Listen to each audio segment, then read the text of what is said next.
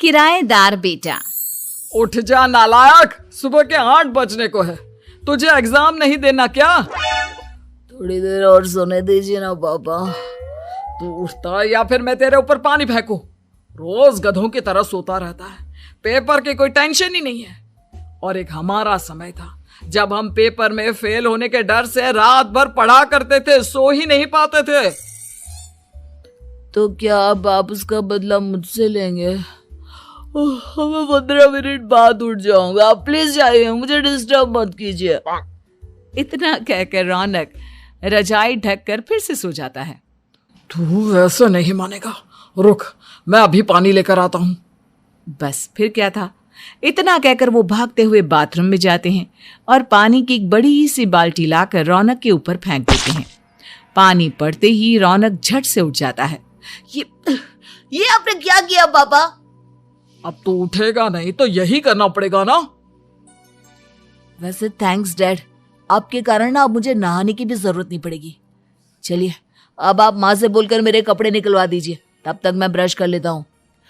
वैसे कल ना आप एक काम और करना, नहलाने के साथ साथ मुझे ब्रश भी करवा देना।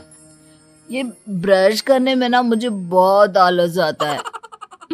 रौनक की बातों से अरविंद का मुंह खुला का खुला रह जाता है। वो अपनी पत्नी कमला के पास जाता है और रौनक की हरकतों के बारे में बताता है, जिसे सुन उसकी पत्नी हंसने लगती है। तुम अपने बेटे को समझाने के बजाय हंस रही हो। रौनक बच्चा है, धीरे धीरे सुधर जाएगा, आप क्यों उसके पीछे पड़े रहते हो? अभी नहीं सुधरेगा तो कब सुधरेगा? 10वीं क्लास में है रौनक, वो अब कोई बच्चा नहीं रहा। अरविंद की इतना बोलते ही वहां रौनक भी आ जाता है। क्या डैड, मैंने आपको एक काम दिया था, वो भी नहीं हुआ आपसे। अरे क्या हुआ बेटा? माँ, मैंने डैड से बोला था कि वो आपको बोलकर मेरे स्कूल की यूनिफॉर्म निकाल दे, लेकिन मेरे पीछे पड़ने के अलावा इनसे एक काम ढंग से नहीं होता। देख रही हो कमला, देख रही हो अपने लाडले को? अरे आप चुप रहिए जी। चलो बेटा, मैं तुम्हें कपड़े निकाल कर दे देती हूँ। बस ऐसे ही साल पर साल बीतते जाते हैं, लेकिन रौनक के रवैये में कोई बदलाव नहीं आता। वो पहले से भी ज्यादा आलसी और पूरी तरह अपने माता पिता पर निर्भर हो जाता है।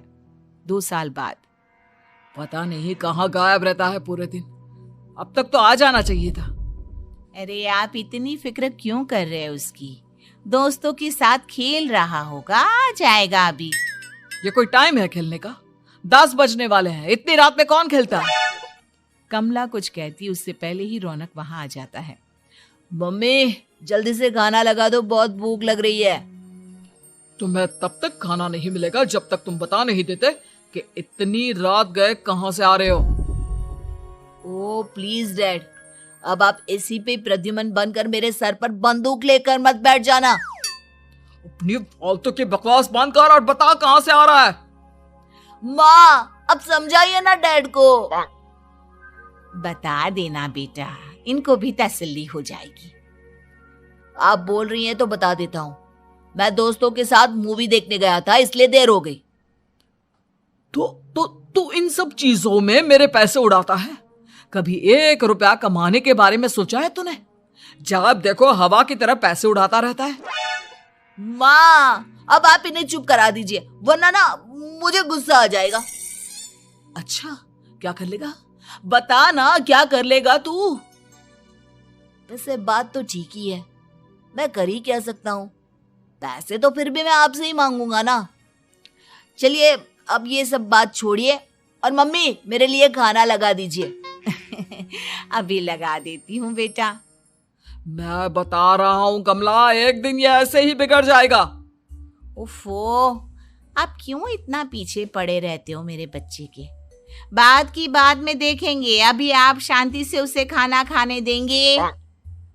अगले दिन डैडी मुझे 10,000 रुपए चाहिए। हाँ? अब इतने पैसे क्यों चाहिए तुझे? डैड आप बिना सवाल किए कभी पैसे नहीं दे सकते क्या? जब तक तू बताएगा नहीं तुझे पैसे भी नहीं मिलेंगे। अरे अब आप अपने बेटे को पैसे भी नहीं दे सकते? नालायक, तेरी उम्र के लोग नौकरी करते हैं और एक तू है जो नौकरी करने का नाम ही नहीं लेता कभी।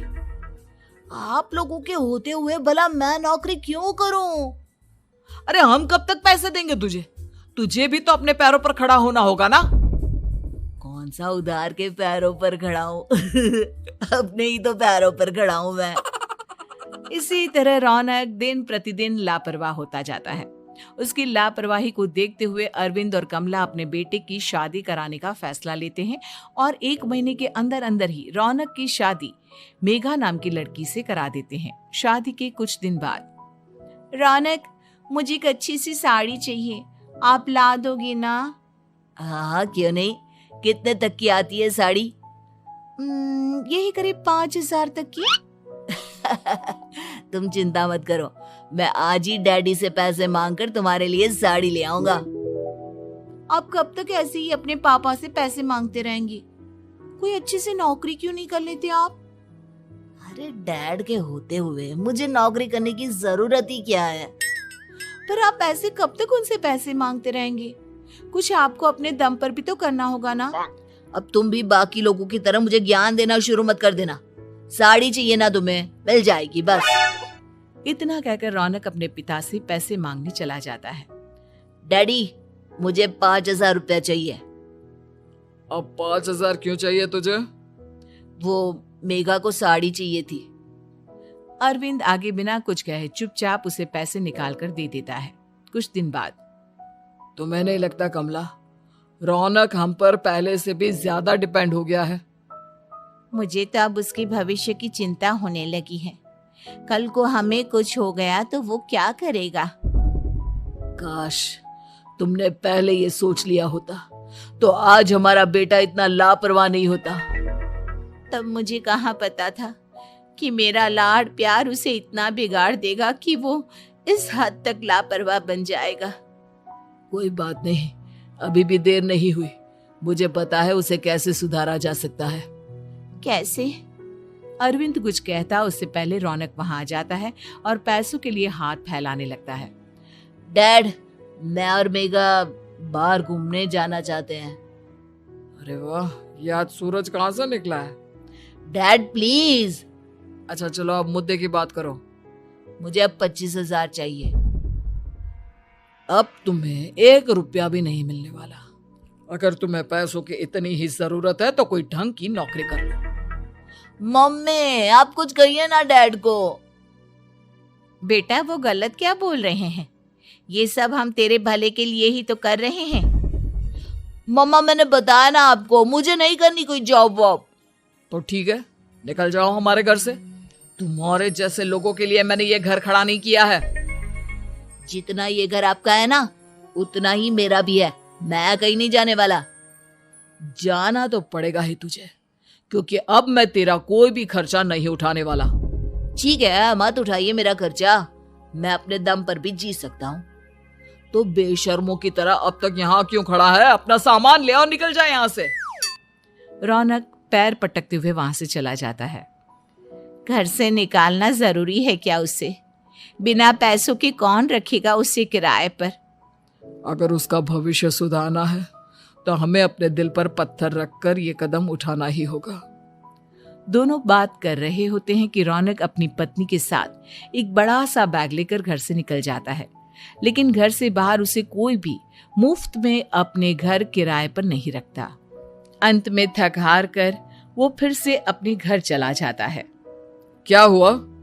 थोड़ी देर पहले तो दहाड़ते हुए घर से निकला था, अब क्या हुआ? नहीं रखा ना किसी ने तुझे किराए पर?